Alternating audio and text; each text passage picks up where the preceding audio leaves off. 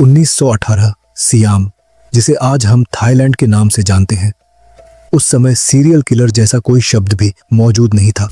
लोगों के लिए यह सोचना भी मुश्किल था कि कोई एक इंसान बार बार लोगों की जान ले सकता है और लंबे समय तक पकड़ा भी नहीं जाए। लेकिन जब एक के बाद एक हत्याएं होने लगीं और आसपास के इलाकों में डर फैलने लगा, तब अधिकारियों को धीरे धीरे एहसास हुआ कि यहाँ कुछ बहुत ज्यादा खतरनाक चल रहा है। उस दिन दोपहर के समय कुछ गांव वाले रोज की तरह चाओ फ्राया नदी के किनारे मछली पकड़ने आए थे। वो लोग किनारे पर बैठकर बहते पानी को देख रहे थे। तभी उनकी नजर नदी में बहती हुई एक अजीब सी चीज पर पड़ी। वो चीज नदी के किनारे बने एक मंदिर के पास धीरे धीरे पानी के साथ बह रही थी। दूर से देखने पर वो लोहे का भारी सा डिब्बा लग रहा था। लोगों ने उसे किनारे तक खींच लिया। जब उन्होंने उसे बाहर निकाला तो पता चला कि वो एक पुराना लोहे का बक्सा था। ऐसे बक्से अक्सर लोग अपने सामान या कीमती चीज रखने के लिए इस्तेमाल करते थे। लेकिन जब बक्से का ढक्कन खोला गया, अंदर एक औरत की लाश मिली जिसे 8 टुकड़ों में काटा गया था। उसके हाथ और पैर रस्सी से कसकर बांधे हुए थे और उसका अंदरूनी हिस्सा बाहर निकल आया था। ये सब देखकर वहां खड़े लोग समझ ही नहीं पा रहे थे कि आखिर उनके सामने क्या पड़ा है। मछली पकड़ने का काम वहीं खत्म हो गया। कुछ गांव वाले फौरन पास के पुलिस स्टेशन की तरफ भागे और वहां जाकर पूरी बात बताई। थोड़ी देर बाद पुलिस वहां पहुंची और नदी के किनारे उस बक्से और उसके अंदर रखी लाश की जांच शुरू की। मरने वाली औरत की पहचान नहीं हो पाई थी। उसके शरीर के टुकड़ों को एक मच्छरदानी में लपेटकर उस लोहे के बक्से के अंदर रखा गया था। जांच के दौरान पुलिस ने यह भी देखा कि बक्से के अंदर भारी चीजें भी भरी गई थीं। कुछ रिपोर्ट्स में उन्हें ईंटें बताया गया, जबकि कुछ में लकड़ी के टुकड़े लिखे गए। इन चीजों को रखने का मकसद साफ था, ताकि बक्सा पानी में डूब जाए और नदी के नीचे ही छिपा रहे। लेकिन ऐसा नहीं हो पाया। बक्सा किसी तरह ऊपर आ गया और बहते बहते उस जगह तक पहुंच गया जहां गांव वालों की नजर उस पर पड़ गई। उस समय पुलिस के पास आगे बढ़ने के लिए ज्यादा जानकारी नहीं थी। औरत कौन थी, उसकी पहचान क्या थी और ये सब किसने किया, इन सवालों का कोई जवाब नहीं मिल रहा था। तभी अचानक एक गवाह सामने आया। एक रिक्शा वाला यह खबर सुनने के बाद पुलिस के पास पहुंचा। उसने जो जानकारी दी, उसने पूरे केस की दिशा ही बदल दी। उसकी बातों से उस लोहे के बक्से का संबंध एक आदमी से जुड़ गया, जिसका नाम था बून पेंग, जिसे थाईलैंड का पहला और सबसे खतरनाक सीरियल किलर माना जाता है। और देश के इतिहास में वो आखिरी ऐसा अपराधी बन गया जिसे सबके सामने सिर काटकर मौत की सजा दी गई।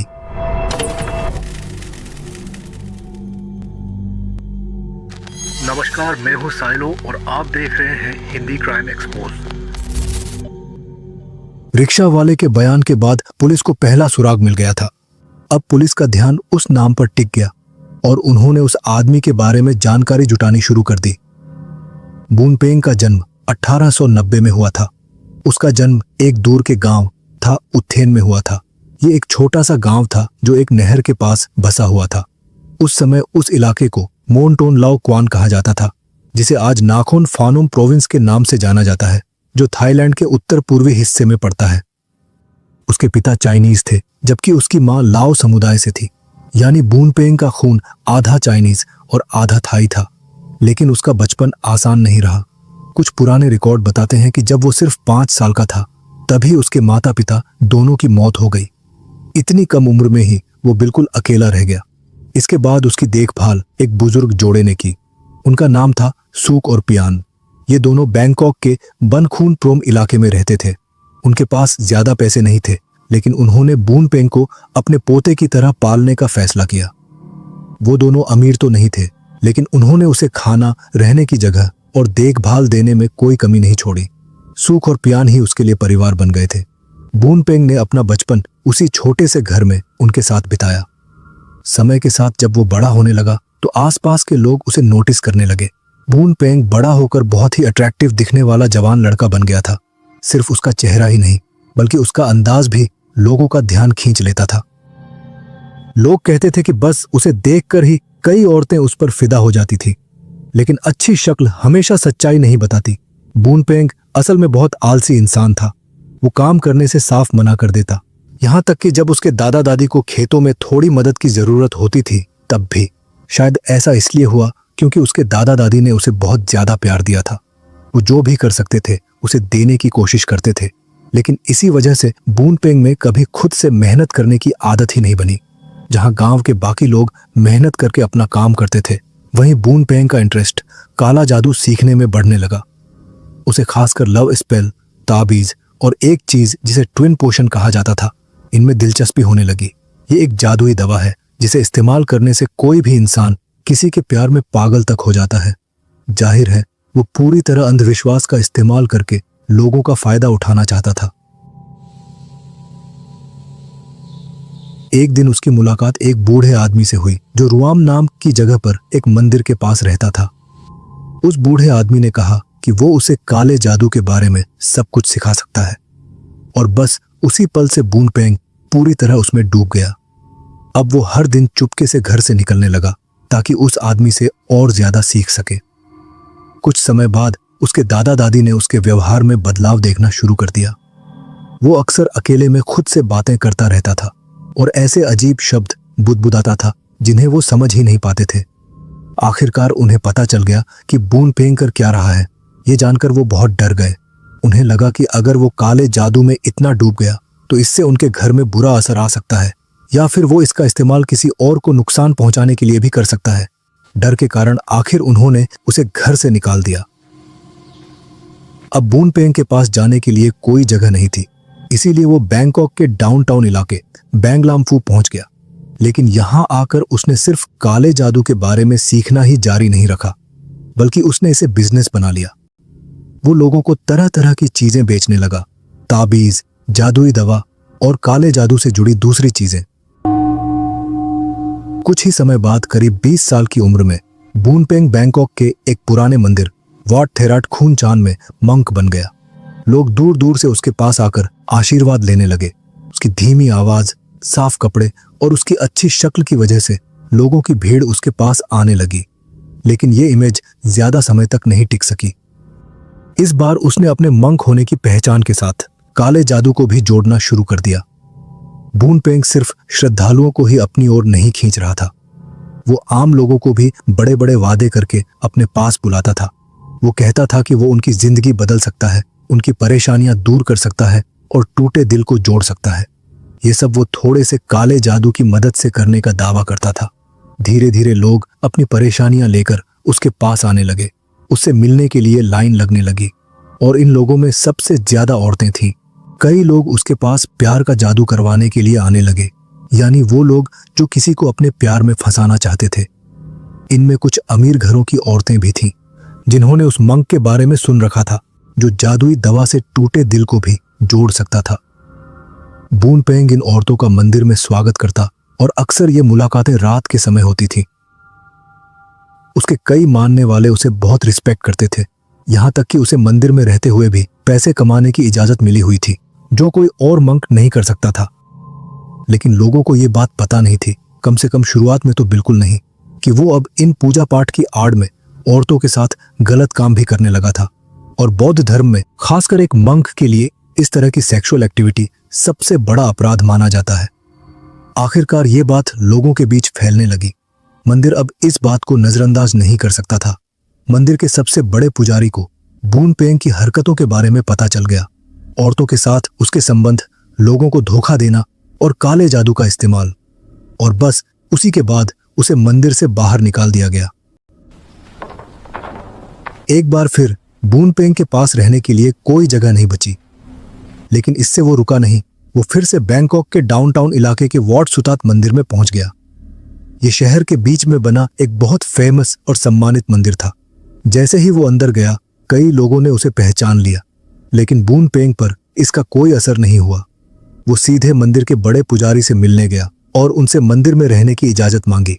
शुरुआत में उन्होंने साफ मना कर दिया।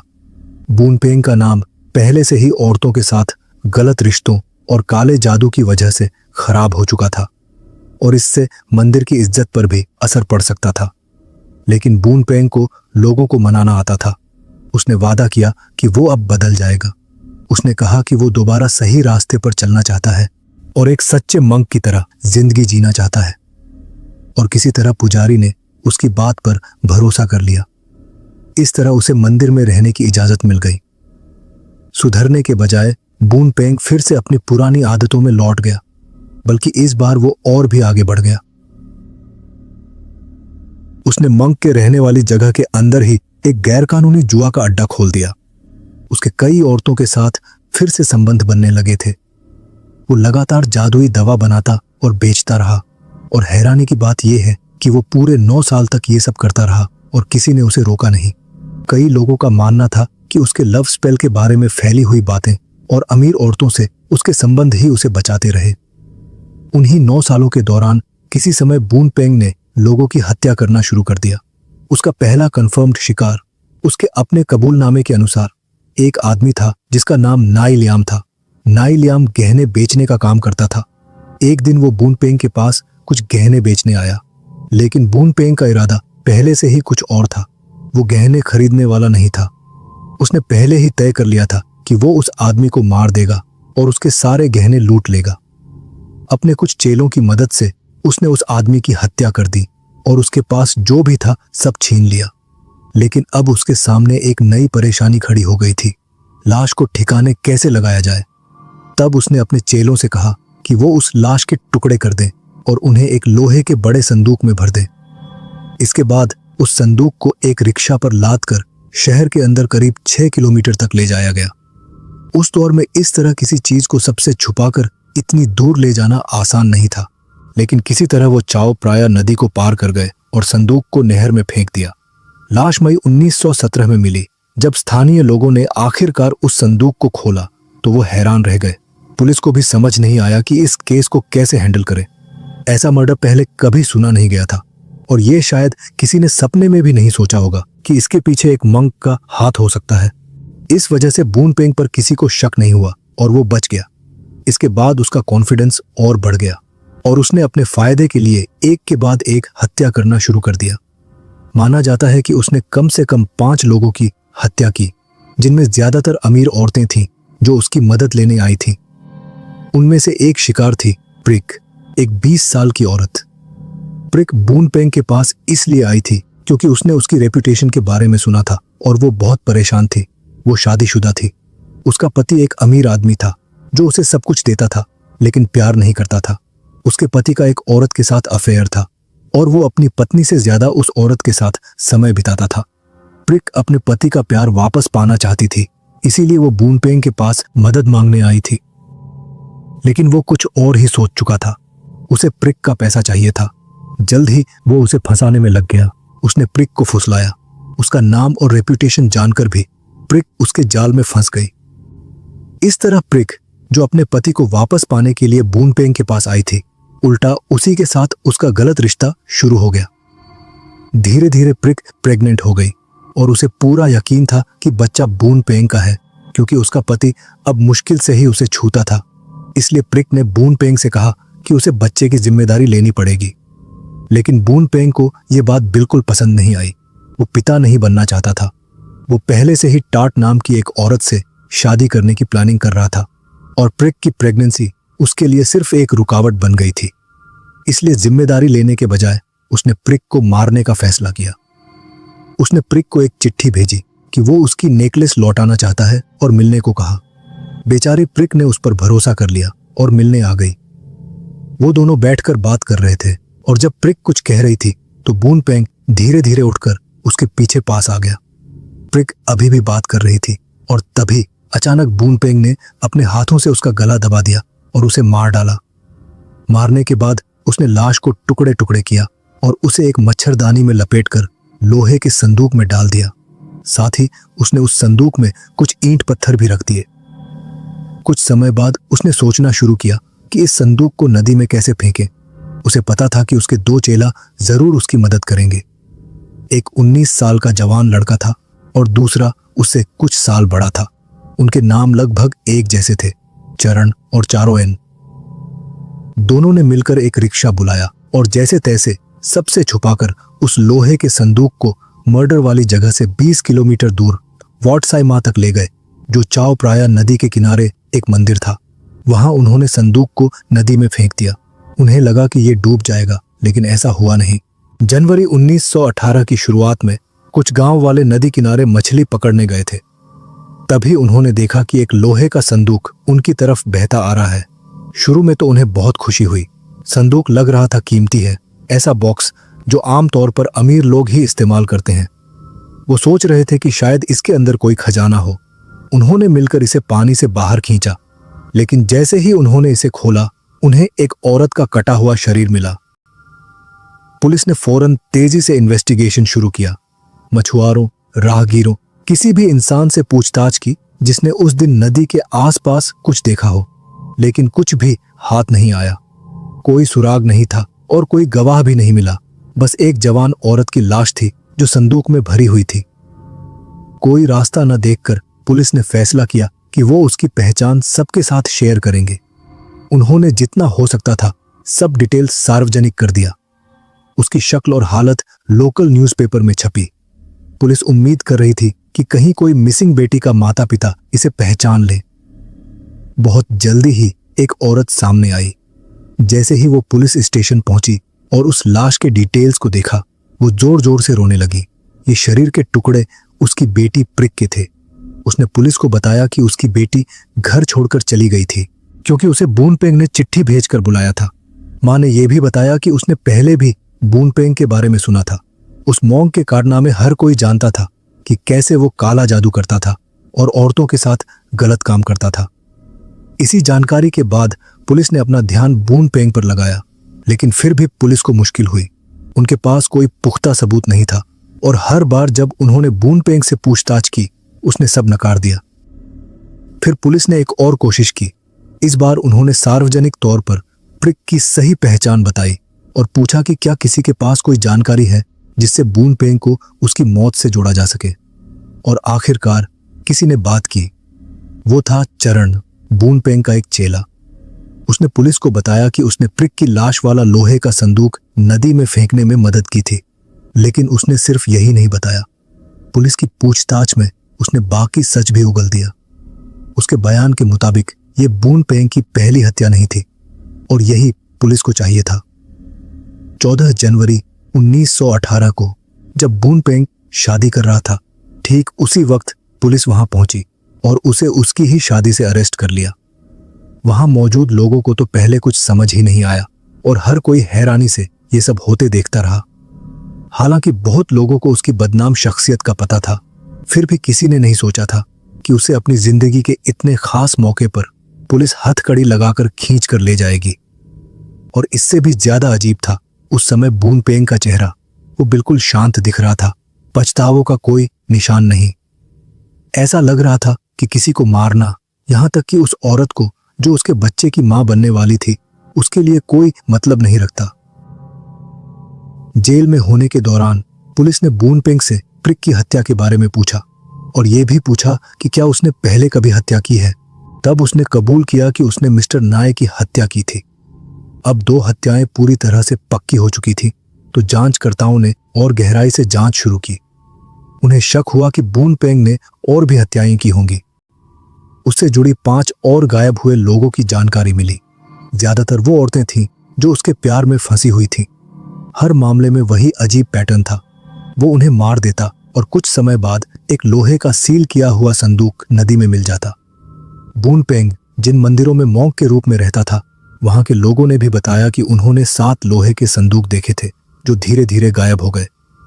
शायद हर संदूक उन पीड़ितों के लिए था जिन्हें उसने मारा था, लेकिन बूनपेंग ने कभी 2 हत्याओं से ज्यादा नहीं माना। अदालत में हुए मुकदमों का कोई रिकॉर्ड नहीं है, लेकिन इतना साफ है कि आखिर में बूनपेंग को सिर्फ 2 हत्याओं के लिए जिम्मेदार ठहराया गया। उस पर नाय और प्रिक की हत्या करने का आरोप साबित हुआ और उसके 2 चेलों जिनकी मदद से उसने अपराध किया, उनके लिए कोई आधिकारिक सजा का रिकॉर्ड नहीं है, लेकिन बूनपेंग को मौत की सजा दी गई और इसका मतलब था कि उसका सिर पूरी भीड़ के सामने काटा जाएगा। बूनपेंग को बैंकॉक की बांग क्रवांग सेंट्रल जेल में रखा गया, जहां वो कुछ महीने तक अपनी मौत का इंतजार करता रहा। फिर आखिरकार उसका इंतजार खत्म हुआ और 19 अगस्त 1919 का दिन आ गया। बूनपेंग को आखिरी खाना दिया गया, जिसमें पारंपरिक चावल और करी थी, और एक पूर्व मॉन्क होने के नाते उसे पूजा करने की इजाजत भी दी गई। जेल के गार्डों ने बताया कि वो शांत था और धीरे धीरे बहुत धीमी आवाज में प्रार्थना कर रहा था। दूसरी ओर उसकी सजा के लिए जगह तैयार की जा रही थी। यह जगह बैंकॉक के एकामाई में एक मंदिर के मैदान में थी। 19 अगस्त की सुबह बून पेंग को बैंकॉक की सड़कों से लकड़ी की गाड़ी में बांधकर ले जाया गया, जिसे हाथी खींच रहे थे। हजारों लोग रास्ते में खड़े थे, कुछ चिल्ला रहे थे, कुछ पत्थर फेंक रहे थे। दोपहर के 2 बजे के आसपास उसे मंदिर के मैदान में लाया गया। लगभग 10,000 से 20,000 लोगों की भीड़ इस मौत की सजा को देखने के लिए जमा हुई थी, जिनमें महिलाएं और बच्चे भी शामिल थे। उसे एक लकड़ी के खंभे से बांध दिया गया और जब सिर काटने वाला सैनिक तलवार लेकर उसके पास पहुंचा तो उसने तलवार के साथ एक ट्रेडिशनल डांस किया, जो उस समय मौत से पहले की परंपरा थी। लेकिन बून पेंग के चेहरे पर किसी भी तरह का एक्सप्रेशन नहीं था। इसके आगे की घटना को कई सोर्सेज में अलग तरह से बताया गया है, लेकिन वहां की लोकल कहानियों के मुताबिक उस समय कुछ अजीब हुआ। जब सैनिक ने तलवार बून पेंग की गर्दन पर चलाया तो तलवार उसके गले में लगकर रुक गई और उसका गला कटा नहीं। सैनिक रुका और देखा कि बून पेंग के होंठ हिल रहे थे। वो कुछ पढ़ रहा था, शायद कोई काला जादू। सैनिक उसके कान के पास झुककर कहता है कि उसके पास कुछ है जो उसे बचा रहा है और उसे निकालना होगा। और तब बून पेंग ने अपना मुंह खोला और एक छोटा काला बुद्ध का ताबीज बाहर फेंका। उसके बाद सैनिक ने एक बार फिर तलवार के साथ ट्रेडिशनल डांस किया और इस बार उसने एक ही वार में उसका सिर शरीर से अलग कर दिया। जमीन पर खून ही खून और पास में उसका सिर पड़ा था, लेकिन फिर भी भीड़ में कुछ लोग कह रहे थे कि उसका मुंह हिल रहा था। शायद उसने आखिरी बार काला जादू का मंत्र पढ़ा था। बून पेंग की मौत के बाद उसका शव वाट फासी मंदिर के पास दफनाया गया। जो संदूक इस्तेमाल हुए थे, कहा जाता है कि उन्हें भी मंदिर की जमीन के नीचे दफन कर दिया गया। लोग मानते थे कि बून पेंग की आत्मा अभी भी उस इलाके में घूमती रहती थी, लेकिन सालों के साथ डर धीरे धीरे एक तरह की इज्जत में बदल गया। समय के साथ लोकल लोगों ने उसके नाम पर एक छोटा सा मंदिर बना दिया। यह मंदिर इसलिए नहीं बनाया गया था कि लोग बून पेंग के किए हुए अपराधों को भूल गए, बल्कि उसकी आत्मा को शांत करने के लिए था, ताकि उसका गुस्सा या नाराजगी किसी पर बुरा असर न डाले। लोग डरते थे कि अगर उसकी आत्मा को शांत न किया गया तो उनके ऊपर कोई अनहोनी न हो जाए। कुछ लोग तो उसे अंकल बून पेंग बुलाने लगे, और हालांकि कुछ लोग कहते हैं कि उसकी आत्मा अब इलाके की रक्षा करती है, वहीं कुछ अब भी कहते हैं कि मंदिर के पास से गुजरते वक्त उन्हें ठंडक महसूस होती है, जैसे कोई उन्हें देख रहा हो। लेकिन सबसे परेशान करने वाली बात यह है कि अभी भी बहुत कुछ साफ नहीं है। कितने लोगों की उसने हत्या की, ये तो कभी पता ही नहीं चल पाया। बाकी के बारे में शायद हम कभी जान भी नहीं पाएंगे। जो लोग पवित्र या गुरु माने जाते हैं, वही कभी कभी अपनी शक्ति का गलत इस्तेमाल कर सकते हैं और लोग उनकी बातों पर यकीन कर बैठते हैं। इसी कारण से ब्लाइंड फेथ, काले जादू, तंत्र मंत्र जैसी चीजें फैलती हैं और लोगों को नुकसान पहुंचता है। ये मामला भले ही बहुत पुराना हो, लेकिन आज भी हमारी सोसाइटी में उतना ही रेलेवेंट है। ये हमें याद दिलाता है कि विश्वास और डर का इस्तेमाल करने वाले लोगों से सावधान रहना चाहिए। हमेशा सवाल करना चाहिए, तर्क और एविडेंस पर ध्यान देना चाहिए। अंधविश्वास सिर्फ व्यक्तिगत नुकसान ही नहीं करता, बल्कि पूरे समाज के लिए खतरा बन सकता है। अगर हम अपने अंदर सोचने की आदत डालें और अंधविश्वास के जाल से बाहर निकलें, तो ऐसे अपराध और धोखे कम हो सकते हैं और समाज ज्यादा सुरक्षित बन सकता है। तो आज की कहानी बस यहीं तक। मैं फिर आऊंगा एक नई कहानी लेकर। तब तक के लिए अपना ख्याल रखें। नमस्कार।